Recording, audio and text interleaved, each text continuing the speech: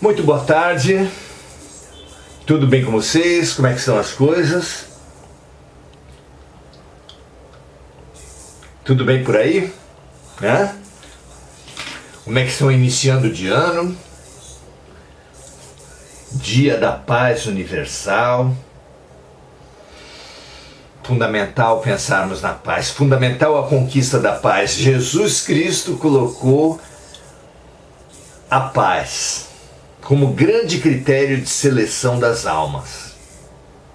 Bem-aventurados os mansos e pacíficos, porque serão eles que herdarão a terra. É pouco? Claro que o amor é o grande critério da evolução. Claro que amar como Jesus amou é a nota 10 na nossa classe. Mas Jesus, sabendo que nos seria impossível, nesse momento, nessa vida, amarmos como Ele amou, a tudo e a todos, incondicionalmente, profundamente, nos deu a nota 5 para passarmos de ano. O fundamental, o essencial, o mínimo para passarmos de ano, para promovermos a autorregeneração, fundamental para estarmos na terra de regeneração, é a autopacificação. Porque o manso é aquele que fez a paz não na Ucrânia, nem na faixa de Gaza, nem entre os ricos e pobres, nem entre homens e mulheres, nem entre as religiões. O manso é aquele que fez a paz em si mesmo. Então, grande convite para todos nós. Não nos perturbemos com as guerras dos outros. Se pudermos fazer alguma coisa para pacificar, pacifiquemos. Mas jamais nos esgotemos, nos desgastemos, nos percamos buscando a paz que não nos cabe fazer, que é a paz na guerra alheia, perdendo energia, tirando a nossa capacidade de fazer a paz onde só nós podemos fazer, que é a paz em nós mesmos. Assumamos, todos nós juntos, a bandeira da paz. Como se pudéssemos emanar uma luz branca que penetrasse em todos os corações e amansasse a humanidade inteira. Vamos lá? É um intuito fantástico, uma oração, ação fantástica para começarmos o ano de 2024. O nosso guia, como os mais antigos aqui já sabem bem, é o Livro dos Espíritos. Estamos na questão 330. O capítulo já é agora o início do capítulo 7º, onde nós vamos conversar sobre a reencarnação. A maioria da população de um país ocidental, mesmo ocidental, quanto mais os orientais, que já sabem disso há muito tempo, creem na reencarnação, sabem da necessidade da reencarnação. Qualquer pessoa que pense sobre a vida se depara com essa urgência. Muito bem. Mas precisamos mais do que crer, entender o mecanismo da reencarnação, que é o que nos propomos hoje. Vamos lá? Capítulo 7, a reencarnação, item preparativos para a reencarnação, onde Kardec pergunta exatamente sobre isso. Qual é a participação, qual é a consciência que o espírito tem antes de vir para a Terra, antes de vir para a matéria? Questão número 330, ele pergunta da seguinte forma: os espíritos sabem em que época reencarnarão?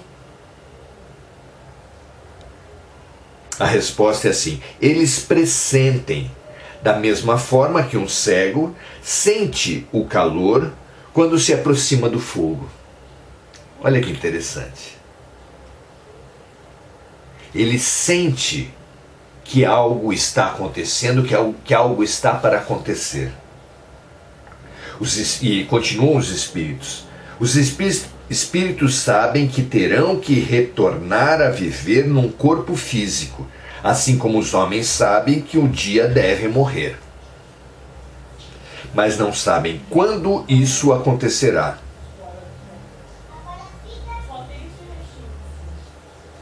Muito interessante. Fala ele sempre do espírito mediano, porque em todas as respostas os espíritos fazem questão de deixar claro que cada situação do mundo espiritual depende do estágio evolutivo de cada um. Claro que um espírito de luz que vem em missão para a Terra sabe exatamente a hora que irá reencarnar. Mas o espírito de reencarnações compulsórias que vem obrigado e o espírito mediano não entende exatamente o momento em que terá que vir. Mas continua Kardec na questão 330A. Então podemos dizer que a reencarnação é uma necessidade da vida espiritual, assim como a morte é uma necessidade da vida corporal? E a resposta é sim, é exatamente isso. Questão número 331. Todos os espíritos se preocupam com a sua reencarnação? A resposta é: existem aqueles que não pensam nela e outros que nem a compreendem. Essa preocupação depende da natureza mais ou menos adiantada em que o espírito se encontra. Para alguns, a incerteza quanto ao futuro constitui uma punição. Novamente comparando a reencarnação com a morte, apesar de todos sabermos que um dia morreremos, muitos vivem como se não fossem morrer nunca. Vivem em inconsciência. E assim na terra como no céu, muitos espíritos também vivem tanto em inconsciência que não se preocupam com mais nada que não seja a satisfação imediatista dos seus desejos. Semi-animais que há no mundo espiritual, assim como há também na terra. Porque o espírito nada mais é do que um encarnado sem corpo. Não é? Muito bem. 332. O espírito pode antecipar ou retardar o momento da sua reencarnação? Através de preces, dizem os espíritos, o espírito pode antecipar a sua reencarnação, quando tem consciência de que isso lhe será benéfico. Esse é sempre o traço predominante de tudo o que acontece no hospital perfeito, na escola perfeita de Deus. Tudo que acontece no momento com os seres e da forma que é benéfica a todos, mesmo que contrarie os desejos de alguns. Então, através das preces, o espírito pode antecipar a sua encarnação quando tem consciência de que isso lhe será benéfico. Pode também retardá-la, recuando diante da prova, pois entre os espíritos também existem os covardes ou os indiferentes. Entretanto, ninguém retarda uma encarnação impunemente, visto que sofre com isso, assim como sofre aquele que recusa o remédio salutar que pode curá-lo.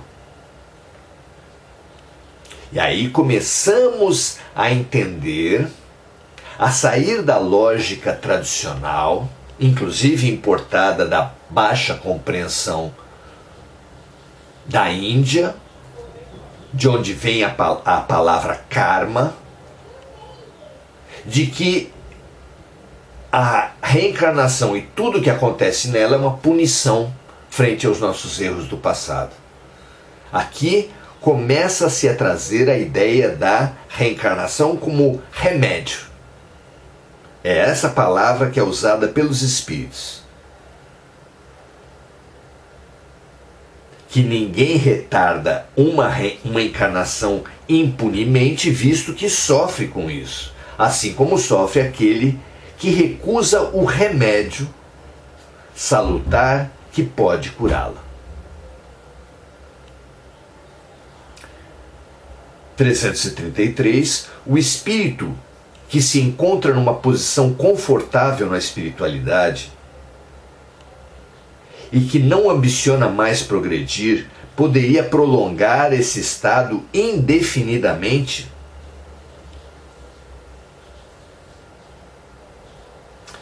A resposta é indefinidamente não. Cedo ou tarde, o espírito sente a necessidade de progredir. Todos devem se levar, uma vez que esse é o objetivo e é o destino de todos os espíritos. A lei do progresso é uma lei inescapável. Todos nós vivemos para progredir. É nesse sentido que a vida acontece. Somos todos chamados ao progresso. Deixa eu ver se eu encontro meu lápis aqui. Acho que não. E não se pode retardar indefinidamente, acomodadamente, uma reencarnação.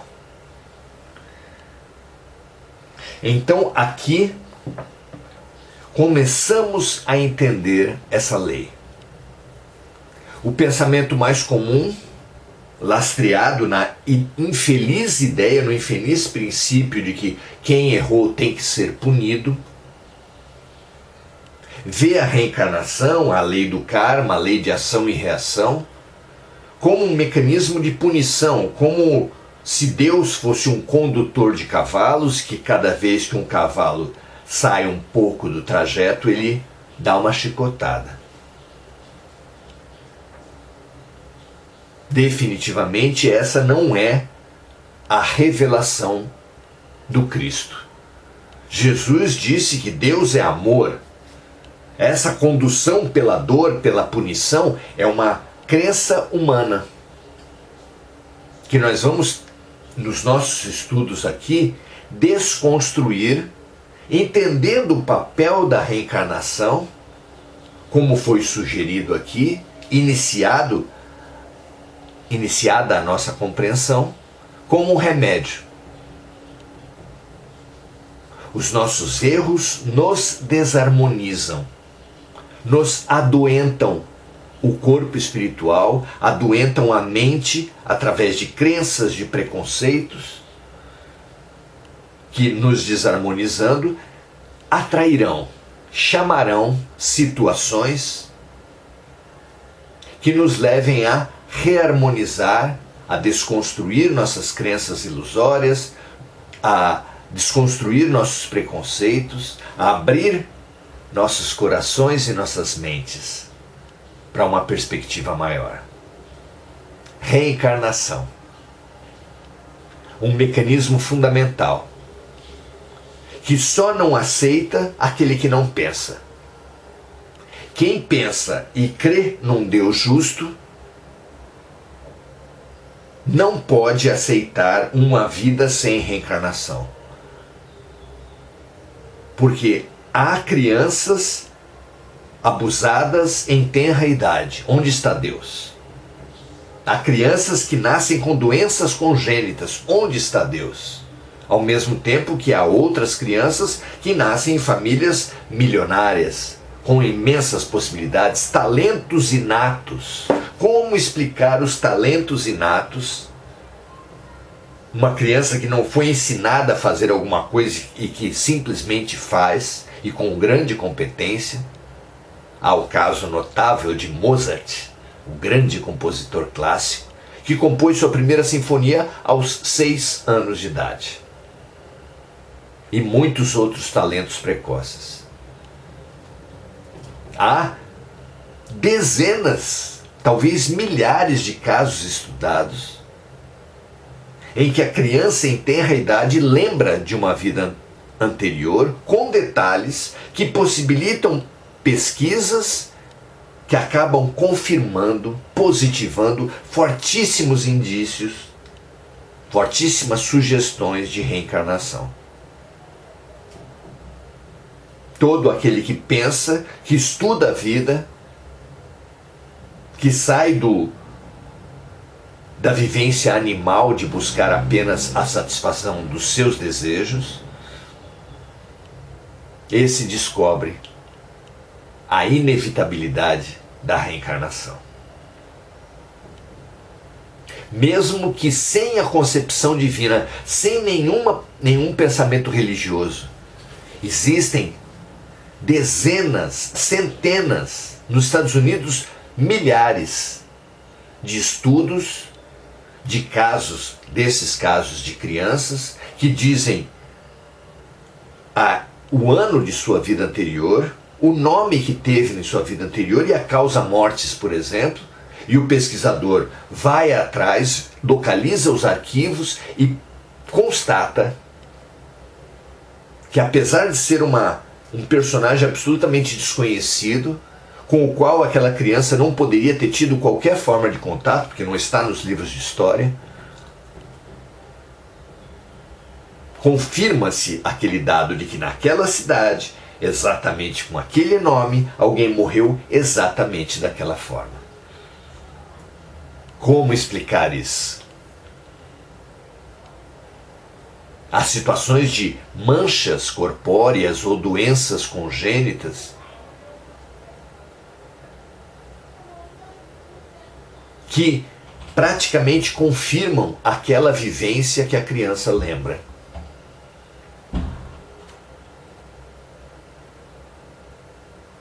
Além desses outros indícios, vários outros indícios vão se fortalecendo e fortalecendo a tese da reencarnação.